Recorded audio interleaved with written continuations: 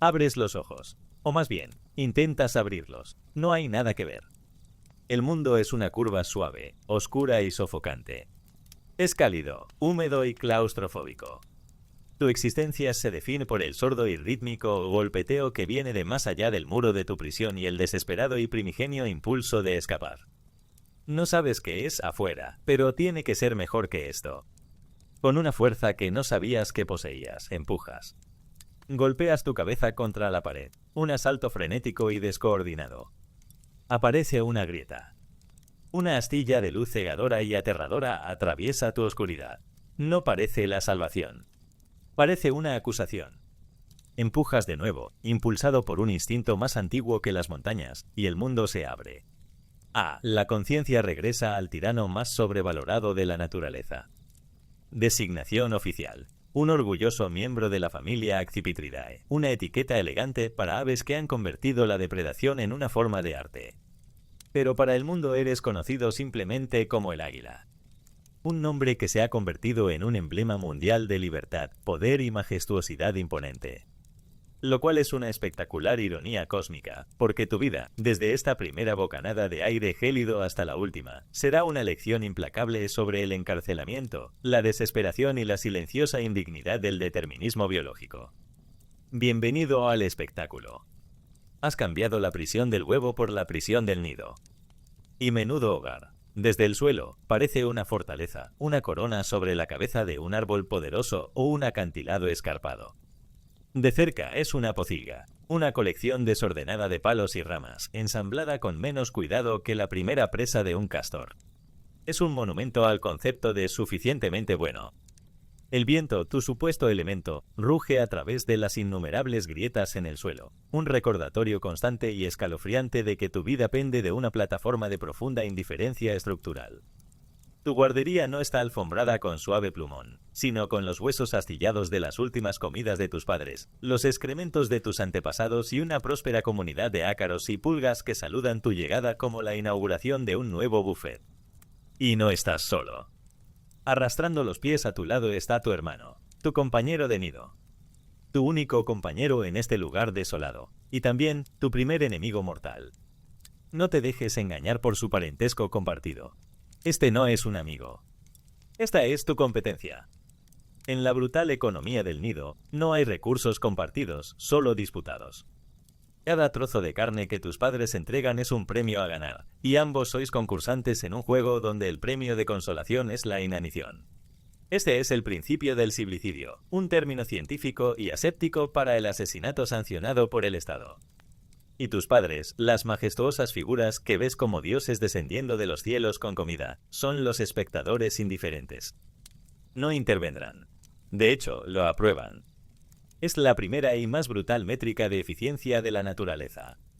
El polluelo más fuerte sobrevive, asegurando que los mejores genes se transmitan. El más débil sirve como un breve y macabro tentempié o es simplemente empujado por el borde, un pequeño sacrificio al viento indiferente. Tu primer gran logro en la vida, si lo consigues, no será una hazaña noble, sino el simple acto de evitar ser asesinado en tu cuna por tu propio hermano. Te picoteará, implacablemente. Te robará la comida del pico. Se parará sobre ti para conseguir una mejor posición cuando llegue la comida. Es una introducción al mundo hilarantemente sombría.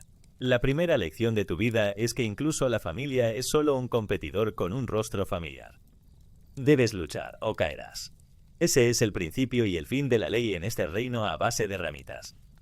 Suponiendo que sobrevivas a este horror inicial e íntimo, entras en la siguiente fase de tu lucha, la incómoda fase adolescente. Ahora eres un volantón. Una bola de pelusa desgarbada y de gran tamaño con patas desproporcionadamente grandes y una expresión perpetuamente desconcertada. Tu majestuoso plumaje de adulto es todavía solo una promesa, reemplazado por un abrigo moteado y velloso que te da el perfil aerodinámico de una almohada lanzada. Has superado la amenaza inmediata de tu hermano, pero te has graduado a una arena de peligro mucho más grande. Mientras que un águila adulta es un depredador alfa, una pesadilla emplumada que es dueña del cielo, tú eres actualmente una comida fácil para cualquier cosa con dientes y la capacidad de trepar. Mapaches, comadrejas y grandes búhos cornudos miran tu precario hogar y ven una charcutería de gran altitud convenientemente ubicada. Tu principal estrategia de supervivencia durante este periodo es no hacer absolutamente nada. Te sientas, esperas y chillas. Es un grito patético y penetrante que se traduce aproximadamente como «estoy indefenso y hambriento. Por favor, inserte carroña aquí». Tus padres, ahora cansados de tus incesantes demandas, continúan entregando comida, pero sus visitas se vuelven menos frecuentes. Esta es la parte de mano dura de tu educación. Te están animando a considerar la alternativa a sentarse, volar. Y aprender a volar es tu primer verdadero encuentro con la sublime humillación del fracaso. No es un proceso elegante. Te paras en el borde del nido, 1000 pies de aire vacío entre tú y el suelo implacable. Tus instintos te gritan que saltes, mientras que cada fibra de tu ser grita que es una idea catastróficamente estúpida. Observas a tus padres planear, serenos y sin esfuerzo, maestros de las corrientes invisibles. Luego miras tus propias alas. Se sienten menos como herramientas de ascensión grácil y más como apéndices torpes y emplumados que no sabes cómo operar. Es como un niño rico al que le dan las llaves de un coche de Fórmula 1. Tienes todo el equipo necesario, pero no tienes la más mínima idea de cómo usarlo. Así que aleteas. Saltas por el nido, aleteando torpemente, generando mucho ruido y un poco de polvo, pero cero sustentación. Puede que te eleves unos centímetros en el aire, solo para volver a estrellarte contra un montón de palos afilados y huesos viejos. Finalmente, ya sea por una ráfaga de viento o un momento de puro pánico irreflexivo, te lanzas. Caes. Por un segundo aterrador, solo eres una piedra, cayendo en picado hacia tu perdición. Entonces el instinto se activa. El aleteo frenético y desesperado comienza a encontrar agarre en el aire. No estás planeando, estás luchando. Estás luchando con el viento, una caótica y poco digna pelea para mantenerte en el aire. Tu primer vuelo no es un momento de triunfo, es una catástrofe controlada. Puede que termines aferrado a una rama a mitad del árbol, exhausto y aterrorizado, o puede que aterrices en un montón arrugado en un prado cercano, con una larga y vergonzosa escalada de vuelta a la seguridad por delante. Una vez que has dominado el arte de no morir cada vez que sales del nido, comienza tu verdadera educación, la caza. Este es el examen final para tu supervivencia, y la calificación es aprobado/reprobado. No hay crédito parcial. Debes aprender a ver el mundo desde la perspectiva de un dios, a detectar el tic de la oreja de un conejo a media milla de distancia. Debes convertirte en un maestro de la física, calculando vectores de picado, cizalladura del viento y velocidad terminal sobre la marcha. Y debes perfeccionar el acto final y brutal de cerrar tus garras alrededor de una criatura viva y que lucha con tal fuerza que su vida se extingue en un instante. Tus primeros intentos, naturalmente, son una farsa. Te lanzarás en picado con una velocidad y confianza gloriosas, solo para calcular mal la distancia y estrellarte contra un banco de nieve. Intentarás arrancar un pez de un río y saldrás con nada más que un pico lleno de agua y una profunda sensación de fracaso. Intentarás levantar una marmota que es más pesada que tú, resultando en un cómico y polvoriento tira y afloja que invariablemente perderás. Por cada caza exitosa, hay una docena de fracasos, y cada fracaso te cuesta una energía preciosa, empujándote cada vez más cerca del borde de la inanición. Esta es tu torpe, violenta y absolutamente obligatoria pasantía. Y entonces, un día, todo encaja. Lo logras, contra todo pronóstico, sobrevives al hermano homicida, a la adolescencia incómoda, a las lecciones de vuelo casi fatales y a la humillante pasantía de caza. Eres un adulto. El plumón moteado ha sido reemplazado por un plumaje elegante y poderoso. Tus ojos, una vez desorbitados de desconcierto, son ahora instrumentos de muerte afilados y calculadores. Tus garras ya no son apéndices torpes, sino dagas afiladas, capaces de triturar huesos. Eres un depredador alfa, el soberano indiscutible de tu dominio aéreo. La vida, por un breve y glorioso momento, parece haber mejorado dramáticamente. El cielo ya no es un vacío aterrador, sino una autopista que tú comandas. El viento no es un adversario, sino una herramienta, una corriente ascendente que cabalgas con una falta de esfuerzo que haría llorar a un físico.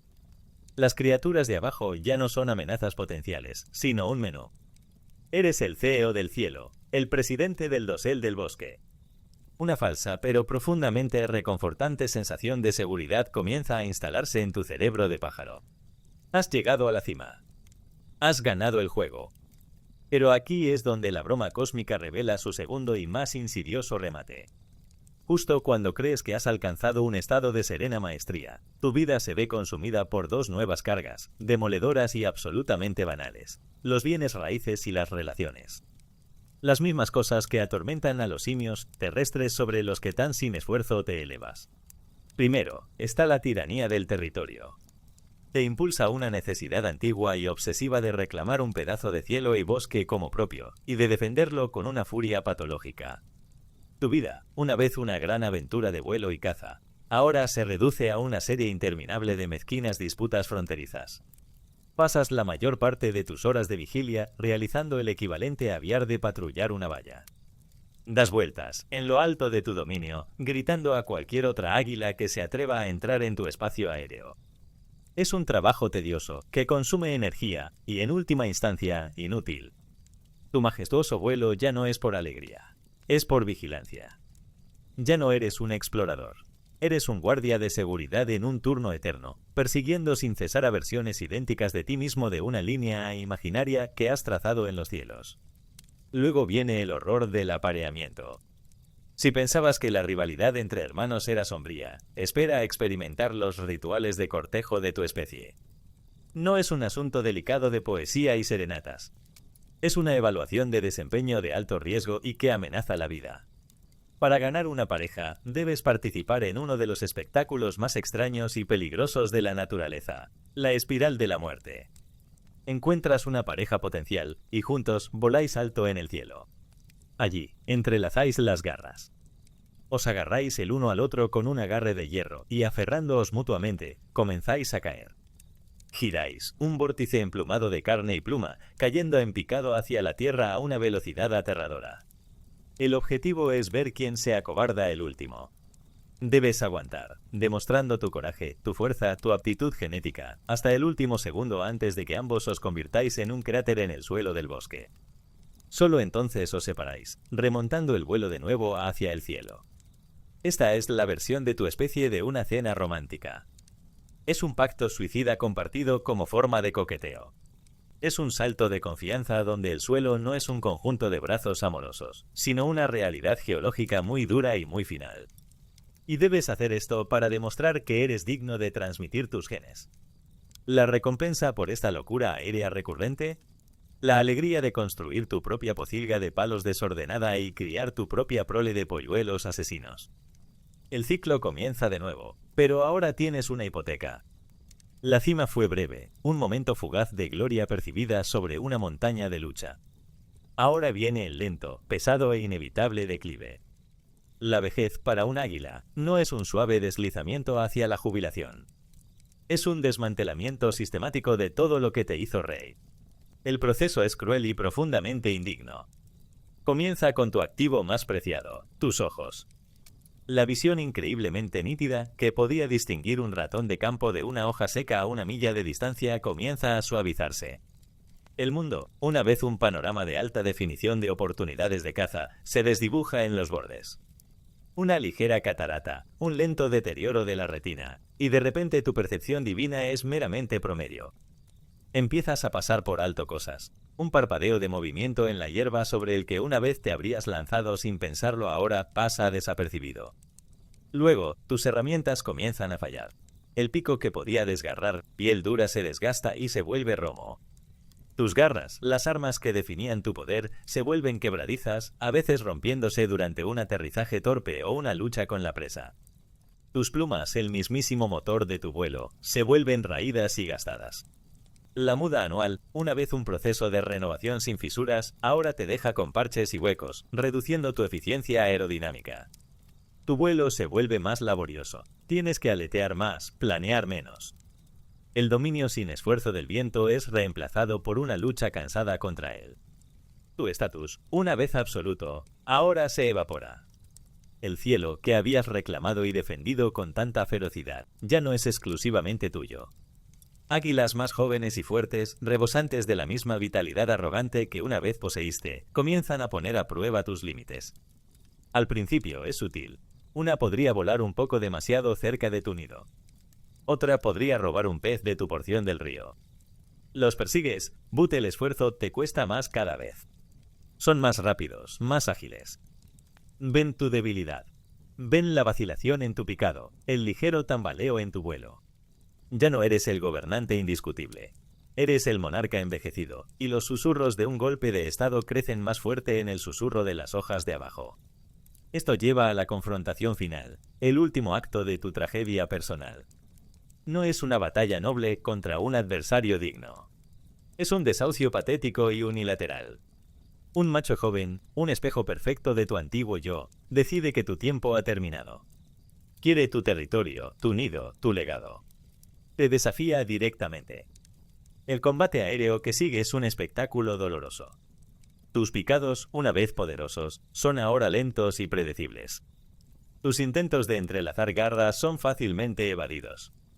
Baila a tu alrededor, un borrón de poder juvenil y ambición despiadada.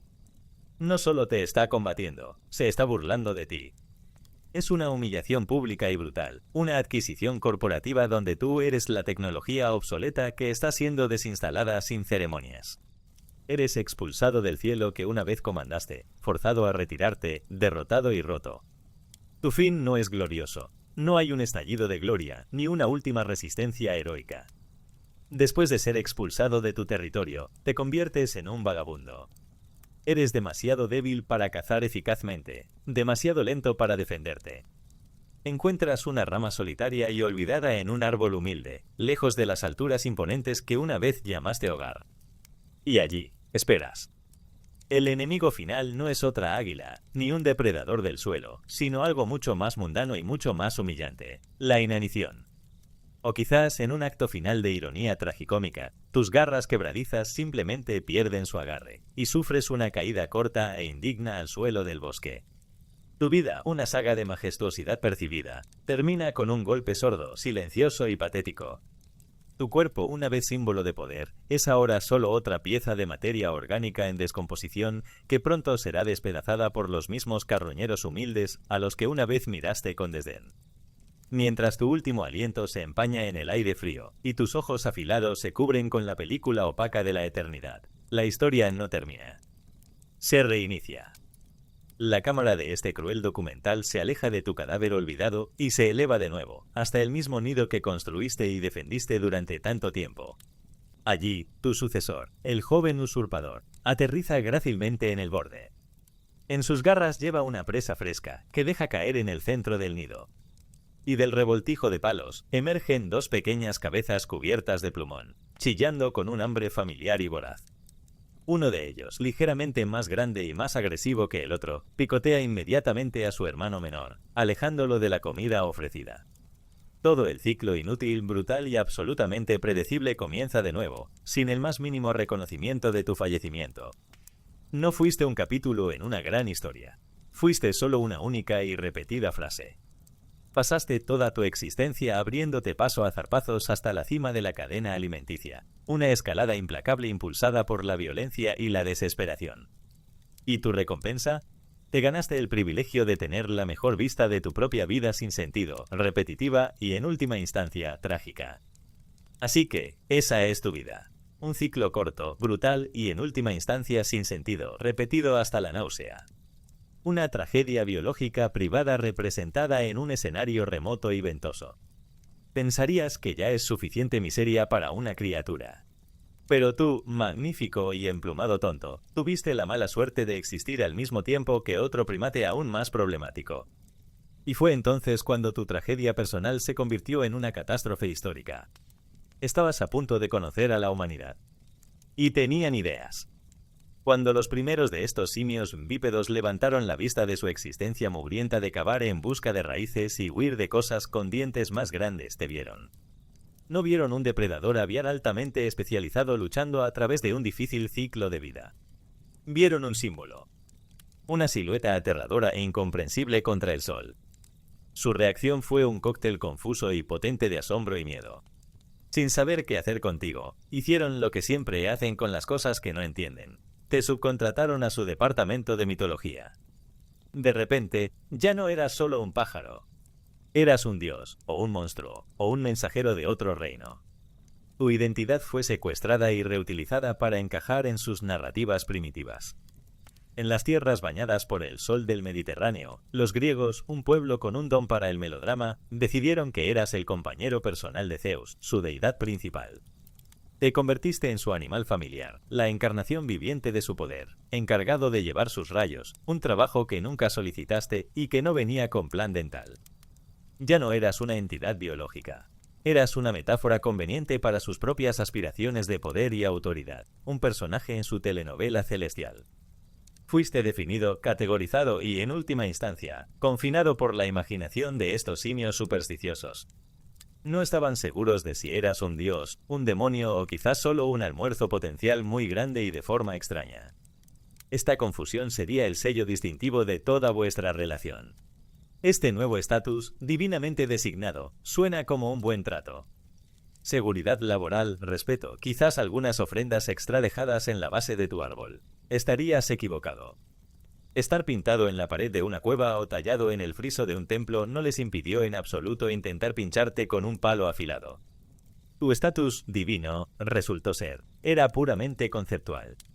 En el mundo práctico y cotidiano, seguía siendo una colección de partes muy útiles. Esta fue la era de la utilidad, donde tu propósito divino era ser un accesorio. Tus plumas, que creían que contenían algún eco de tu conexión con los cielos, eran particularmente preciadas. Eran arrancadas, a menudo de tu cuerpo aún vivo, para adornar los tocados de sus jefes, las túnicas ceremoniales de sus chamanes y el emplumado de sus flechas. La ironía era impresionante. Las mismas plumas que te daban el poder de volar, el poder que les hizo verte como un dios, se usaban para mejorar la aerodinámica de los proyectiles que finalmente usarían para derribarte del cielo. Tus huesos, ligeros y huecos, se tallaban para hacer agujas, herramientas y ornamentos rituales. Tus formidables garras, los instrumentos de tu perfección depredadora, se ensartaban en collares, llevados como trofeos para significar la propia fuerza y coraje del portador. Adoraban tu espíritu mientras desmantelaban sistemáticamente tu cuerpo. Eras una contradicción viviente, una criatura sagrada que era simultáneamente una ferretería andante. La brecha entre su reverencia abstracta y su explotación concreta era tan ancha como la envergadura de tus alas. Eras un dios en sus historias, pero un recurso en sus manos. Miraban al cielo y rezaban a tu forma simbólica, luego ponían trampas en el suelo para capturar tu forma física. Fue la primera y más duradera lección en tu larga relación con la humanidad. Su adoración nunca es incondicional, y casi siempre va seguida de una petición de repuestos. A medida que se organizaban más, sus patéticos pequeños asentamientos de barro, madera y ambición comenzaron a extenderse. Talaron bosques para sus cultivos y pastos, tus terrenos de caza ancestrales, con una eficiencia implacable y mezquina. Y de repente, tu papel en su mundo cambió de nuevo. Ya no eras un dios o un recurso. Eras un inconveniente, una plaga. El mismo majestuoso picado que una vez inspiró asombro ahora se veía con desprecio mientras te abalanzabas para reclamar un cordero de su rebaño. Un rebaño que convenientemente habían colocado en el mismo valle donde tus antepasados habían cazado durante milenios. No estabas robando su propiedad. Estabas comprando en un territorio que había sido tuyo mucho antes de que concibieran la noción de vallas o propiedad. Pero en su narrativa, tú eras el villano. Un bandido emplumado, una fuerza malévola enviada para destruir su sustento. Se te culpó de sus fracasos agrícolas, de su falta de previsión al dejar el ganado desatendido. Gritaban maldiciones al cielo, agitando los puños contra la misma criatura que una vez aclamaron como un mensajero divino. Fuiste declarado enemigo público por simplemente seguir existiendo, por negarte a desaparecer silenciosamente mientras rehacían el mundo a su propia imagen. La injusticia era profunda. Estaba siendo castigado por su intrusión, declarado villano por tener la audacia de permanecer en un hogar que fue tuyo mucho antes de que su primera choza proyectara su insignificante sombra sobre la tierra. Este fue tu legado trágico del mundo antiguo, ser simultáneamente adorado, desmembrado y condenado, a menudo por el mismo grupo de primates confundidos y codiciosos. Ser un símbolo, aprendiste, era solo otra palabra para ser un objetivo con unas relaciones públicas excelentes, pero en última instancia, inútiles. El mundo antiguo, con su asombro confuso y supersticioso, se desvaneció en el pasado. La humanidad no se volvió más sabia. Simplemente se organizó mejor en su necedad. Bienvenido al mundo medieval y moderno temprano, la era de los imperios, la religión organizada y el comercio. En esta nueva era, tu identidad sufrió otro sombrío cambio de imagen. La pregunta ya no era, ¿eres un dios o un monstruo? Era, ¿eres una herramienta, un producto o un mal presagio?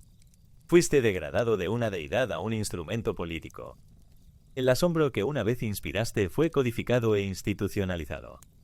Tu imagen, la orgullosa silueta del águila, fue robada del cielo y se convirtió en el logo corporativo definitivo del poder terrenal. Imperios, desde el Sacro Imperio Romano hasta el Napoleónico, estamparon tu efigie en sus estandartes, sus monedas y su arquitectura. Te convertiste en el símbolo oficial de legiones de hombres que probablemente nunca habían visto un águila real en sus vidas. Eras una marca registrada para la ambición imperial. Duques, reyes y emperadores, hombres que vivían en fríos castillos de piedra y cuya mayor lucha personal era un ataque de gota, usaron tu imagen para proyectar un aura de poder y majestuosidad que ellos mismos no poseían.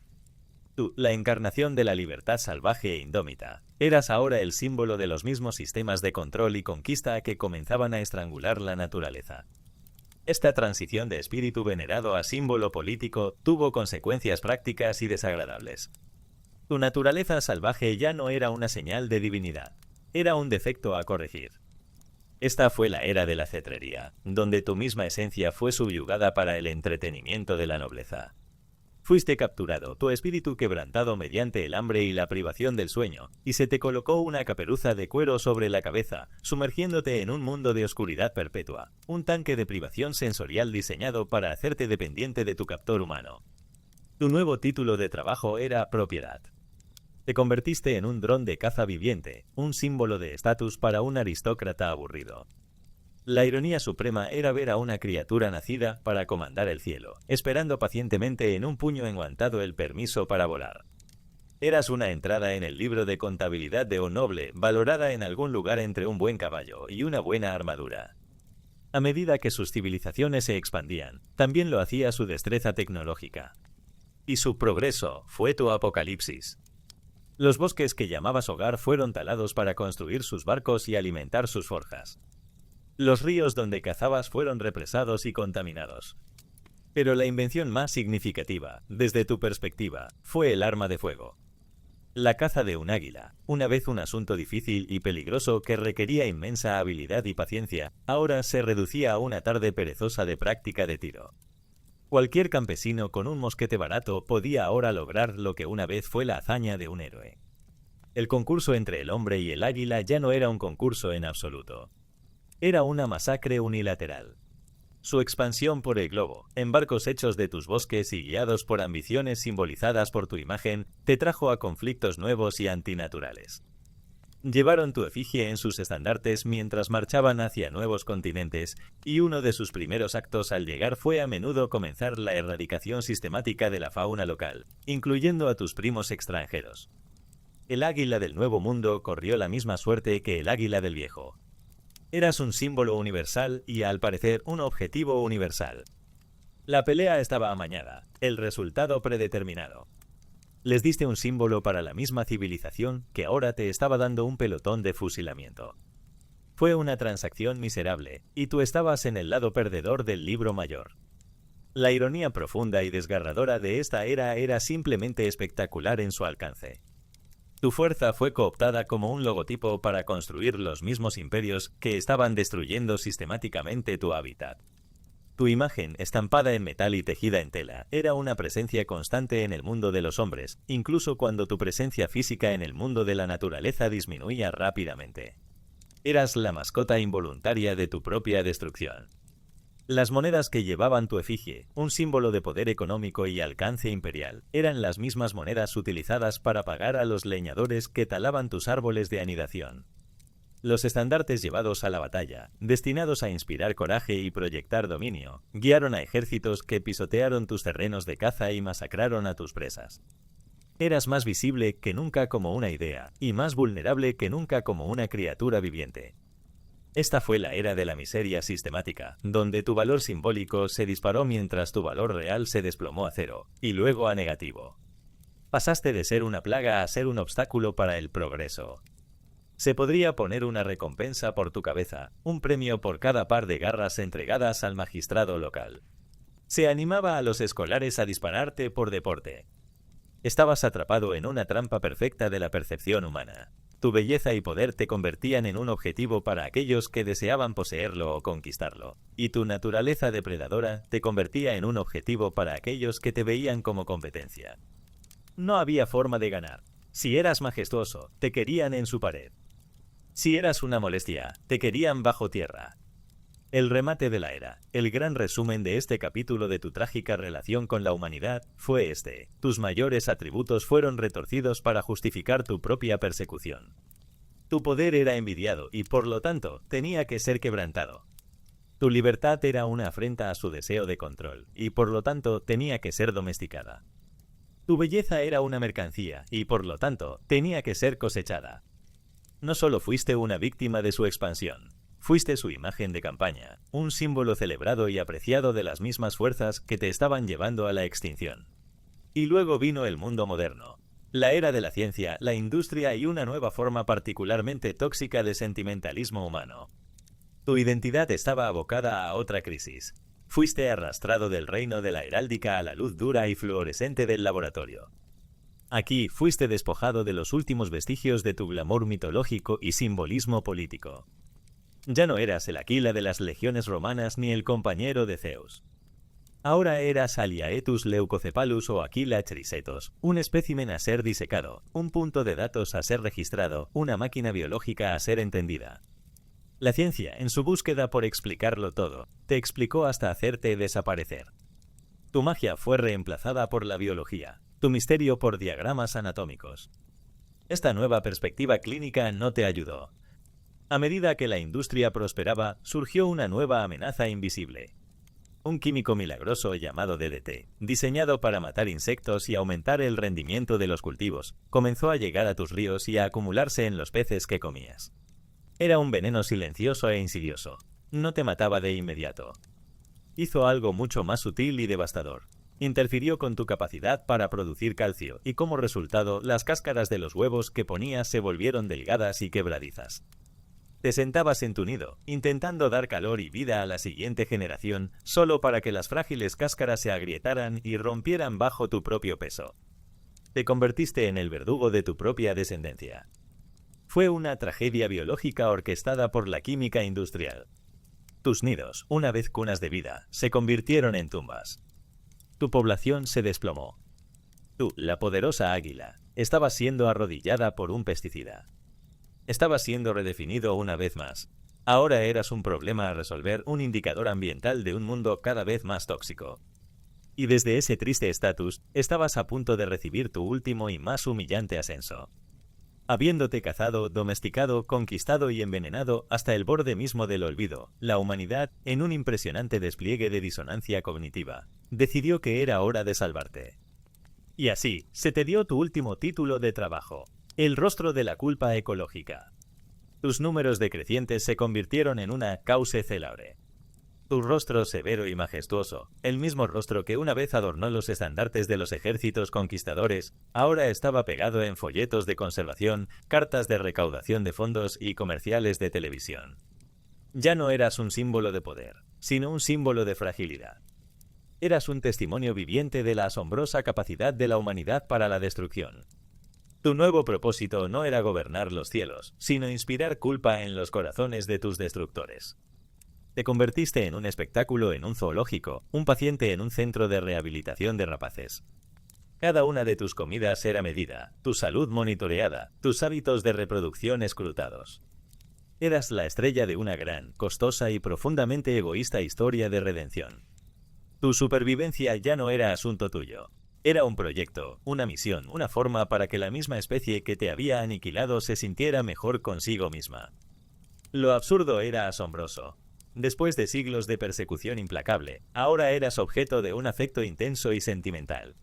Tu papel final fue ser el receptor de su remordimiento, una esponja viviente para sus ansiedades sobre el estado del planeta que habían roto. Debías hacerle sentir la punzada de la pérdida, un fugaz sentido de responsabilidad que podía, convenientemente, ser absuelto con una donación deducible de impuestos. ¿Y cómo se siente realmente esta conservación desde tu perspectiva, desde detrás de tus ojos afilados y cautivos? ¿Es un refugio seguro? ¿O es simplemente una prisión más cómoda? Es, en esencia, una cadena perpetua en una jaula de oro. Estás a salvo, sí. Se te alimenta regular y fiablemente. No morirás de hambre, no te dispararán, no te envenenarán. También se te despoja de hasta la última onza de tu propósito. Todos los instintos que la biología perfeccionó tan brutalmente en ti son ahora lastres. El instinto de cazar, redundante. Se entregará una rata muerta o un trozo de pescado diariamente a las 4 p.m. El instinto de defender un vasto territorio inútil. Tu mundo es ahora una valla de tela metálica y un suelo de hormigón. El instinto de participar en una aterradora y espiral danza de cortejo, cancelado. Tu pareja será seleccionada para ti por un genetista con un portapapeles, y vuestra unión será un asunto estéril y gestionado. Te conviertes en una pieza de museo viviente. Los descendientes de tus destructores ahora hacen fila para mirarte a través de un cristal o una malla de alambre. Traen a sus hijos, señalan y toman fotos con sus pequeños rectángulos brillantes. Mira, susurran, un águila de verdad. ¿No es majestuosa? Ven un símbolo, una imagen estática de la naturaleza salvaje. No ven a una criatura cuya alma misma ha sido vaciada, cuyos imperativos biológicos han sido castrados. Ellos ven una historia de éxito. Tú ves los barrotes de tu jaula. Los turistas con sus cámaras ahora se paran en el lugar exacto donde una vez estuvieron los cazadores con sus rifles. La tecnología ha cambiado, pero la relación fundamental no. Sigue siendo un objeto para ser consumido por la mirada humana, un espectáculo para su diversión y edificación.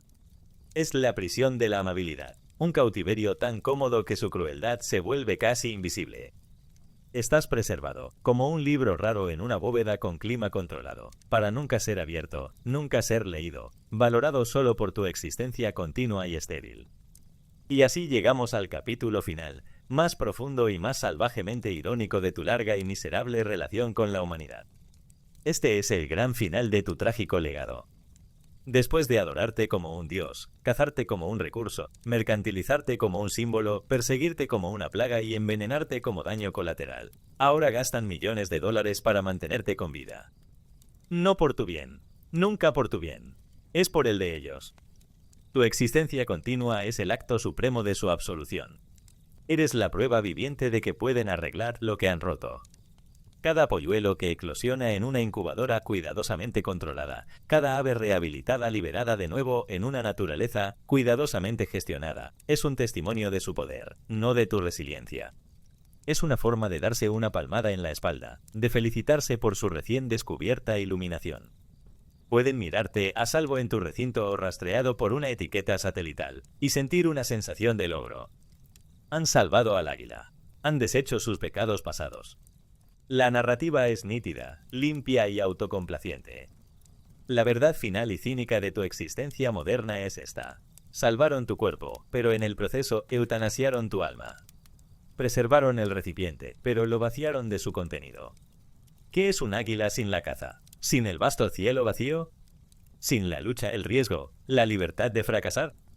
Te has convertido en una paradoja, un animal salvaje que ya no es salvaje. Un símbolo de libertad que ya no es libre. Eres una actuación de majestuosidad cuidadosamente curada, un monumento viviente a un mundo que ya no existe. Tu legado final es ser un paciente perpetuo, un artefacto viviente cuya supervivencia sirve solo para aliviar la culpa de tus captores. Eres un testimonio no de la resiliencia de la naturaleza, sino de la hipocresía sentimental, egoísta y, en última instancia, sofocante de la humanidad. Y ahora, simplemente te sientas ahí, en tu percha perfectamente construida, en tu recinto perfectamente seguro. El sol de la tarde brilla en tus plumas. Un niño te señala desde el otro lado de la valla. Giras la cabeza, tus ojos afilados observan la escena con una indiferencia antigua y cansada. Eres magnífico, eres poderoso, eres venerado. Y estás absoluta, completa y permanentemente desempleado. El rey ha sido salvado, pero su reino se ha ido para siempre. Todo lo que queda es el largo, silencioso y cómodo crepúsculo del símbolo, esperando la entrega diaria de tu comida, soñando, quizás, con un cielo que ya no puedes tener de verdad. La tragedia no es que casi te extinguieras. La tragedia es que no lo hiciste. Fuiste salvado, pero no fuiste liberado. Simplemente fuiste transferido a un tipo diferente de jaula, una construida no con barrotes de metal, sino con buenas intenciones. Y esa, resulta, es la prisión más ineludible de todas. Tu historia es un círculo perfecto de interferencia humana. Te elevaron a los cielos como un dios, solo para derribarte como un competidor. Estamparon tu imagen en sus instrumentos de poder, luego usaron ese poder para erradicarte. Y finalmente, cuando estabas casi desaparecido, recogieron tus restos rotos y te consagraron como un símbolo de su propia capacidad de redención. A través de todo, has permanecido en silencio, un lienzo en blanco sobre el que han pintado sus miedos, sus ambiciones y su culpa. Eres el legado silencioso, el fantasma emplumado que atormenta la conciencia del simio más peligroso del mundo. La relación siempre fue unilateral. Un monólogo recitado por ellos, del que tú eras un público cautivo. En el mundo antiguo, miraban tu vuelo y veían un poder divino, pero lo que realmente veían era un reflejo de su propio deseo de trascender su existencia fangosa y terrenal. No eras un mensajero de sus dioses, eras una proyección de sus propias esperanzas. Tu capacidad para elevarte por encima del mundo en el que ellos luchaban era un concepto embriagador. Así que te tejieron en sus mitos, convirtiéndote en parte de su historia, sin detenerse ni una vez a considerar que tenías una historia propia, una que implicaba menos mensajes divinos y más búsqueda frenética de roedores. Este acto de apropiación fue la base de todo lo que siguió. Al convertirte en un símbolo, negaron tu realidad. Un símbolo no necesita un hábitat, necesita una narrativa. Un símbolo no necesita comer, necesita significar algo. Este malentendido fundamental, esta ignorancia deliberada, les permitió cometer los actos de crueldad más extraordinarios mientras profesaban simultáneamente su admiración. Un legionario romano podía marchar durante semanas bajo un estandarte con tu efigie, sintiendo una oleada de orgullo y poder por la imagen, y luego pasar sus horas libres tratando de matar a uno de tus primos por deporte, sin sentir nunca una contradicción. El símbolo y el animal eran dos entidades completamente separadas en su mente. Una era una idea a ser venerada, el otro era una criatura a ser dominada. Esta visión esquizofrénica se intensificó en la era de los imperios. Como símbolo de la nobleza, representabas todo lo que los nobles no eran, verdaderamente poderosos, naturalmente majestuosos y libres sin esfuerzo. Te mantenían encapeluzado y atado en sus puños, una encarnación viviente de su poder para someterlo salvaje. Pusieron tu imagen en sus escudos familiares para sugerir un linaje de fuerza, pero esta fuerza siempre fue una ilusión, una gloria prestada. Tu naturaleza salvaje tenía que ser contenida y controlada para ser apreciada, al igual que sus propias poblaciones eran contenidas y controladas por leyes y jerarquías sociales. No eras una mascota. Eras una pieza de propaganda viviente, un testimonio de la idea de que incluso las fuerzas más salvajes de la naturaleza podían ser sometidas por la voluntad humana y la aristocracia. La transición a la era industrial fue quizás la más deshumanizante, o más bien desaguilizante de todas. La ciencia, con sus calibradores y clasificaciones, ejerció un tipo diferente de violencia. Fue una violencia fría e intelectual. Te clavó en un tablero, etiquetó tus partes y te drenó de todo tu poder simbólico, dejando solo una máquina biológica. Y una vez que fuiste entendido como una máquina, podías ser tratado como tal. Si una máquina se volvía inconveniente, como cuando tus hábitos depredadores interferían con sus crecientes granjas de ovejas, podía ser eliminada. Si una máquina estaba rota, como lo estabas tú por sus pesticidas, podía ser arreglada. Esta visión distante y clínica era, en muchos sentidos, más peligrosa que su anterior asombro o envidia. Un dios o un símbolo podría suscitar alguna forma de respeto. Un espécimen biológico solo suscita curiosidad y un deseo de gestionarlo. Y la gestión es la indignidad final. El esfuerzo de conservación, a pesar de todas sus buenas intenciones, es la máxima expresión de la arrogancia humana. Asume que ellos saben lo que es mejor para ti. Asume que una vida de seguridad y comidas garantizadas es preferible a una vida de libertad y riesgo. Todo el movimiento de conservación se basa en una visión profundamente antropocéntrica de lo que constituye una buena vida. Te están salvando no en tus términos, sino en los suyos. Están preservando tu código genético, tu forma física, pero han borrado tu cultura, el conocimiento instintivo y no escrito de cómo ser un águila en un mundo salvaje. Eres un inmigrante en el siglo XX mantenido con vida en una reserva cultural, donde los turistas pueden venir y observar tus pintorescas y viejas costumbres desde una distancia segura. El remate final es que después de siglos de intentar exterminarte por ser demasiado salvaje, ahora están terminando el trabajo sin querer, amándote hasta la muerte, asfixiando tu naturaleza salvaje con una gruesa y cálida manta de cuidado bien intencionado y sofocante. Tu tragedia está completa. Has sobrevivido a la humanidad, pero no has escapado de ella. Volvamos, por un momento, a ese nido. El escenario brutal y barrido por el viento de tu primer acto. Las lecciones que aprendiste allí fueron simples y absolutas. El mundo es un lugar peligroso. La fuerza es la única moneda que importa. La vida es un juego de suma cero. Son verdades duras, pero son verdades honestas. Hay una cierta pureza en esa brutalidad. Una lucha contra un hermano por un trozo de carne es un conflicto libre de hipocresía. Las leyes de la física que amenazan con estrellarte contra las rocas durante tu primer vuelo son implacables, pero son consistentes. El mundo en el que naciste era cruel, pero no era engañoso. Luego conociste al hombre, y te introdujeron al concepto de la mentira. Te introdujeron a una criatura que podía albergar dos ideas completamente contradictorias en su cabeza al mismo tiempo. Una criatura que podía llamarte Dios mientras te desollaba para hacerse un sombrero. Una criatura que podía declararte símbolo nacional y luego llevarte a la extinción en nombre del progreso económico. Una criatura que podía llorar por tu declive mientras vertía los mismos químicos que lo causaron en sus campos. Comparada con la moralidad compleja, cambiante y egoísta de la humanidad, la violencia simple y honesta del mundo natural parece casi benevolente. Una ventisca no finge ser tu amiga. Un depredador no escribe poemas sobre tu belleza antes de intentar comerte. Esta disonancia es el núcleo de tu tragedia histórica. Nunca se te permitió ser simplemente lo que eres, un pájaro. Un depredador notablemente exitoso y altamente adaptado, pero un pájaro al fin y al cabo. Fuiste forzado a llevar el peso de sus metáforas.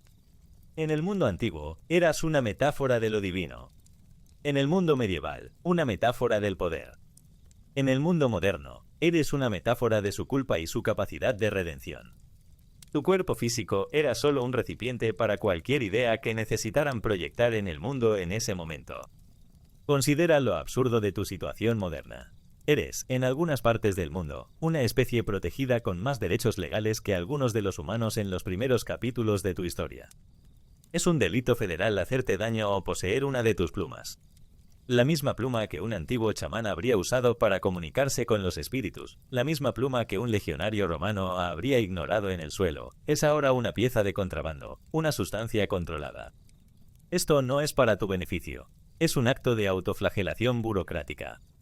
Crean estas leyes para demostrarse a sí mismos que ahora son civilizados, que han superado sus viejas costumbres bárbaras. La ley no te protege de las amenazas más profundas, la pérdida de hábitat, el cambio climático, la lenta degradación de todo el ecosistema del que dependes. Solo te protege de las formas de violencia más directas y fotogénicas. Es una solución legal a un problema espiritual. Es fácil prohibir disparar a las águilas. Es mucho más difícil reestructurar una economía global que está envenenando el planeta que compartís. Así que te sientas en tu percha, un símbolo viviente de su moralidad selectiva. Eres una historia de éxito que se cuentan a sí mismos, una distracción conveniente de los fracasos más grandes e inconvenientes. Salvaron al águila, la magnífica. Pueden marcar esa casilla. Mientras tanto, los insectos desaparecen, los anfibios se extinguen, los bosques se encogen, el clima se desestabiliza. Pero te tienen a ti. Eres su trofeo de gestión ambiental, una hermosa y emplumada distracción. Y quizás ese sea tu propósito final e inexpresado. Ser una hermosa distracción, para mantener sus ojos vueltos hacia el cielo y que no tengan que mirar demasiado de cerca el desastre que han hecho en el suelo. A tu majestuosidad se le ha dado un último y patético trabajo: proporcionar una reconfortante ilusión de salud en un mundo que está profunda y sistémicamente enfermo. Piensa en las generaciones. El bucle interminable de nacimiento, lucha y muerte que definió tu existencia antes de que llegaran. Cada generación era una prueba. Cada águila que sobrevivía transmitía un legado de fuerza, resiliencia e instinto finamente perfeccionado. Luego vino la gran interrupción: la humanidad. Su influencia actuó como una presión de selección artificial, pero una sin lógica ni objetivo más allá de sus propios caprichos inmediatos y contradictorios. En un siglo podrían seleccionar inadvertidamente águilas que fueran tímidas y anidaran en los lugares más inaccesibles, porque las más audaces tenían más probabilidades de ser disparadas. En el siguiente, con el advenimiento de la conservación, comenzaron a seleccionar águilas que fueran lo suficientemente dóciles como para tolerar vivir en cautiverio y reproducirse en condiciones artificiales. Ya no eres producto de la selección natural pura. Eres una cocreación, una criatura cuyo camino evolutivo ha sido violentamente y repetidamente desviado en diferentes direcciones por los caprichos caóticos de un único y poderoso primate. Por eso tu existencia, salvada moderna, se siente tan vacía. Eres un eco de lo que fuiste. Un animal criado para un mundo que ya no existe. Imagina a un maestro espadachín cuyo linaje entero se ha dedicado al arte del duelo, que de repente se encuentra en un mundo donde el conflicto se resuelve rellenando papeleo. Todavía tiene los músculos, los reflejos, los instintos, pero son todos inútiles. Es un anacronismo, una reliquia viviente. Este es tu estado. La ironía más profunda es que los mismos humanos que ahora trabajan tan diligentemente para preservarte son a menudo los más desconectados de las realidades que te formaron. Son científicos, veterinarios y oficiales de conservación. Se te acercan con hojas de datos, transmisores GPS y comidas cuidadosamente preparadas. Son bien intencionados, pero no pueden comprender la belleza cruda y violenta de tu vida natural, el terror y el triunfo de la caza, el imperativo primigenio de la disputa territorial. Están tratando de restaurar una pintura usando solo el color gris. Pueden acertar con la forma, el contorno de lo que un águila debería ser, pero los colores vibrantes y brutales de tu realidad se han perdido para ellos. Celebran cada reintroducción exitosa en la naturaleza. Pero, ¿qué es esta nueva naturaleza? Es un paisaje fragmentado, surcado por autopistas, salpicado de pueblos y superpuesto con una red de señales electrónicas invisibles. Es una naturaleza salvaje con un asterisco. Eres liberado en un mundo que es una sombra de aquel para el que fuiste construido, una versión de parque temático de tu hogar ancestral. Tu legado entonces es silencioso porque tu propia voz nunca fue parte de la conversación. Fuiste el tema de sus mitos, el objeto de su codicia, el foco de su ciencia y el blanco de su culpa. Pero nunca fuiste un participante. Fuiste una cosa a ser interpretada, un recurso a ser explotado, un problema a ser resuelto y finalmente un paciente a ser cuidado. Todo el arco de tu historia con el hombre es la historia de cómo fuiste progresivamente despojado de tu albedrío, hasta que quedaste como un receptor pasivo de su cuidado, un símbolo viviente mantenido con soporte vital, no por tu propio bien, sino para asegurar a tus guardianes que son, a pesar de toda la evidencia en contrario, los benevolentes administradores del planeta. Has sobrevivido, pero el costo fue todo lo que hizo que la supervivencia valiera la pena en primer lugar. Eres el fantasma en su banquete, un recordatorio silencioso y emplumado de un mundo que han perdido y que nunca podrán reclamar de verdad.